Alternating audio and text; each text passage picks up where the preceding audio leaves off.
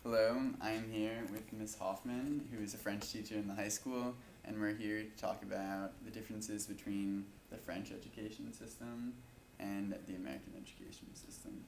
So, for our first question, we learned that in France, students take more languages.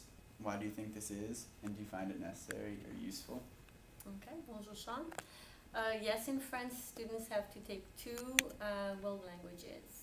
And do I find that it's good? Yes, of course. And why is it necessary? It's because France is part of the EU, the European Union, where several, there's different countries speaking different languages.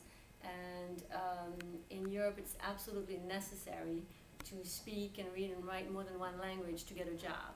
So if you want to advance in the professional world, you absolutely have to have two languages or more. So yes, it's both necessary and useful. I think learning languages opens up your mind to other cultures. I think it makes you more tolerant. It has a lot of positives. Okay, thank you. Sure. Okay, for the second question, because being born in France and moving over to the US to teach, do you think either education system has an advantage over the other? First of all, I need to describe the French system a little bit in order to compare them.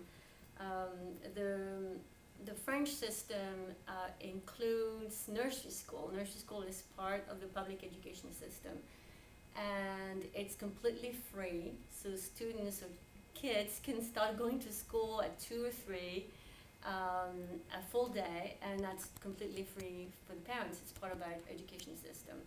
And school is free, therefore, from nursery school through college.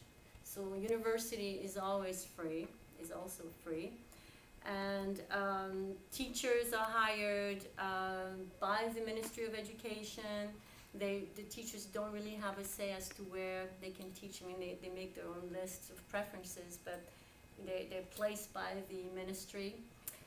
Curriculum is written by the Ministry of Education, therefore it's not based on each district, sort of like it is here, or based on the different states.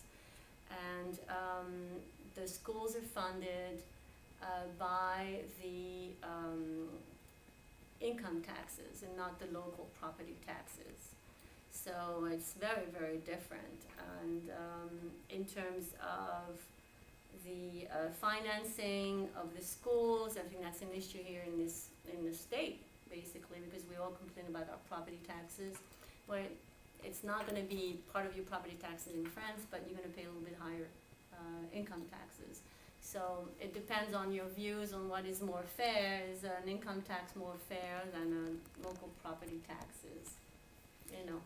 Okay, so in comparison, do you think that paying higher taxes in France is worth the education you receive? I think so. So you... I really think so. If you can imagine here in this country, we really need to save up so much money for our kids to go to college, and you don't have to worry about that at all in France.